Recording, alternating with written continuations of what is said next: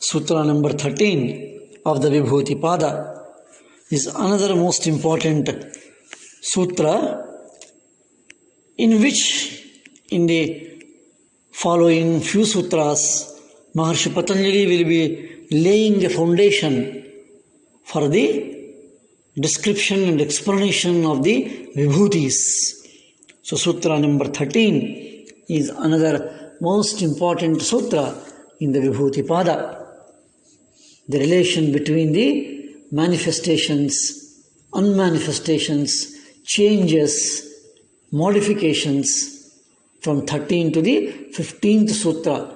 These three sutras are very, very important, and as I said, it will be a foundation for the explanation of the various vibhutis, powers, which will be described in the later sutras.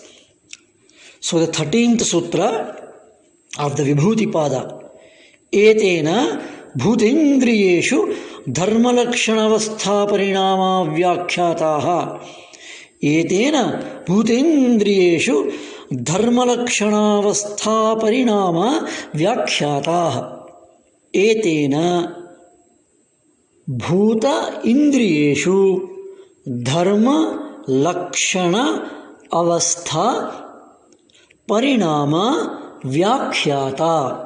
Etena bhuta indriyeshu dharma lakshana avastha parinama vyakhyata. Vyakhyata is explained, described. So what is explained? What is described? Etena, by this. Etena, iti ena, etena, by this. Bhuta indriyeshu. Bhuta is the beings. It can be living beings, it can be non-living beings. Both. That is called bhuta. Living or non-living beings. Beings it is. That is bhuta. Indriyeshu. Indriyas. Indriyeshu. Indriyas it is. Plural. Dharma is the basic nature, basic property, intrinsic basic property. Lakshana, intrinsic characteristic, property and characteristic. Dharma is the property, Lakshana is the characteristic, Avastha is the condition, state, and Parinama is the transformation. Vyakhyata is explained. That is, Dharma Lakshana Avastha of the Bhutendriyeshu Parinama is explained here. Bhutendriyeshu, the Parinamas of the Bhutendriyeshu, Dharma, Lakshana and Avastha are explained. Dharma is the intrinsic nature and character of a thing. A bhuta. Bhuta is Panchabhutas we have. Prithvi, Apas, Tejo, Vayu, Akasha. And there is a Tanmatras connected to it. Shabda, Sparsha, Rupa, Rasagandha. So 5 Tanmatras are the subtle causal side. And the 5 bhutas, Panchabhutatmikam Jagat it is called.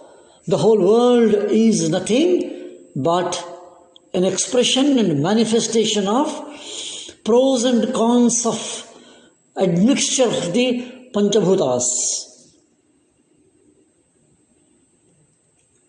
So, Dharma is the intrinsic nature of the Bhuta.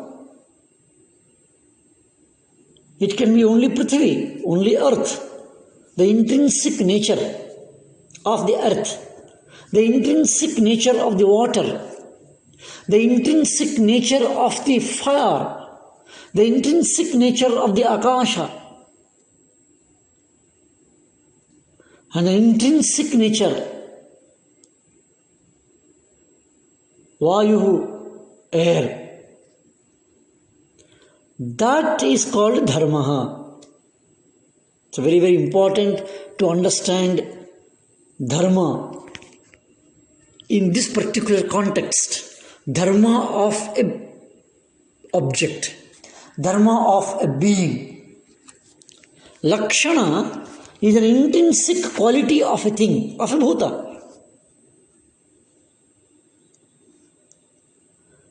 If the nature of the water is to flow, the characteristic of water is to wet. If the nature of the fire is to burn, the characteristic of the fire is to be hot. If the nature of the wind is to blow, the characteristic of the wind is movement. That is what is the difference between dharma and lakshana. Avastha is the state of that particular bhuta, state or the condition of the object. So dharma, lakshana, avastha it is. And parinama it is, transformations. So transformation of dharma brings transformations in the lakshana and avastha. It's very important. It's a very powerful point which is to be noted and understood. Because dharma is the basic, fundamental, basic, intrinsic nature it is. If that changes, lakshana will change, avastha will change. Lakshana is the characteristic. A unique, special characteristics of it. Avastha is the state of the bhuta it is. If we take up a simple example, it will be very easy to understand. Take for example, say water. The dharma of the water is to flow and wet. If water gets transformed into ice cube, parinama took place. Dharma parinama took place. Once water was transformed into ice, the qualities of water also changed. Lakshanas changed. And the avastha of the water also changed into the ice avastha. From water dharma to ice dharma, and the lakshana of the water to the lakshana of the ice, avastha of the water into the avastha of the ice. So from water dharma, water lakshana, water's avastha transformed into ice or snow. Dharma, snow lakshana, snow avastha. The dharma of the snow, dharma of the water are different. Lakshana particular to the dharma of the snow is different from the lakshana particular to the dharma of the water. And the avastha, the state, the condition of the snow, the ice, is different from the condition of the water. Everything changed it. Because of the dharma changed, all other things changed it. It can be same. From the ice, if it becomes a steam, it is different. And it becomes a rain, it is different. This is how Patanjali is putting it, Maharshi Patanjali is explaining it. That Bhutendriyeshu dharma lakshana avastha parinama is taking place. A very standard, powerful example is the example of a caterpillar. A caterpillar becomes a butterfly. There is a transformation of a caterpillar becoming into a butterfly. But once the caterpillar is undergoing the transformation into a butterfly, everything belonging to a caterpillar is lost. and everything belonging to the butterfly is coming into it. One transformation is taking place by the elimination of the other transformation. It's a very, very important point. As the caterpillar is becoming the butterfly, the caterpillarness is lost. The dharma of the caterpillar is lost. The lakshana of the caterpillar is lost. The avastha of the caterpillar is lost. And in its place, dharma of the butterfly is coming. The lakshana of the butterfly is coming. And the avastha of the butterfly is coming. One transformation setting into the other transformation, or the earlier vacated by the earlier transformation. One transformation is filling up the emptiness created by the previous transformation. Exactly, another beautiful example for all of us to understand easily. This particular sutra is a very powerful sutra. Another example is the milk, curd and the ghee. Milk transforms into curd. Curd transforms into ghee. But let us understand more deeper in this. Curd was already there in the milk in unmanifested form. Curd was already there in milk in unmanifested form. It may seem to be surprising, but curdness is there already in the milk. So milkness contains curdness.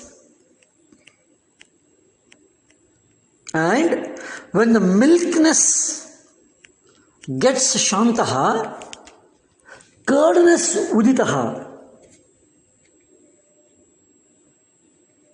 That was the earlier one. And similarly, the bhuta indriyeshu dharma lakshana avastha parinama vyakhyataha. This is the explanation. The bhuta, the milk as a bhuta, as an object, and the curd is an unmanifested form in the milk, and ghee, which is also in the unmanifested form in the curd. But to get ghee, milk to curd, curd to ghee, the reverse is not possible. That will be explained in further sutras, in future sutras. Curd is present in the past, but it was in unmanifested form. Curd was present in unmanifested form. That unmanifest in the past became manifest in the presence. And when the unmanifested curd became manifested in the presence, the milk became lost, transformed. So all the dharmas, all the lakshanas, all the avasthas are temporary, and they are changeable, and they are transformable. This is a very, very, very powerful, most important sutra to understand in the future vibhutis. One object can be transformed into another object. One bhuta can be completely transformed into totally a different bhuta. But we should remember that which was transformed was already exist in unmanifested form. Because we all know that what comes out was already available in that. Without that, it is not possible. But for this, there is a time lag is there. This time lag is not an essential part. There can be instant. And it is not necessary to have a common, equal, fixed time lag. The time taken for the milk to become a curd, and the time takes from curd to the milk should be same. No, need not be. Because avastha is different, lakshana is different, dharma is different. From the dharma of the milk to become the dharma, to get the dharma of the curd, what time? That depends on the lakshana and avasthas.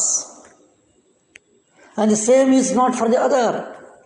This is also very important. For one object to get transformed into another object,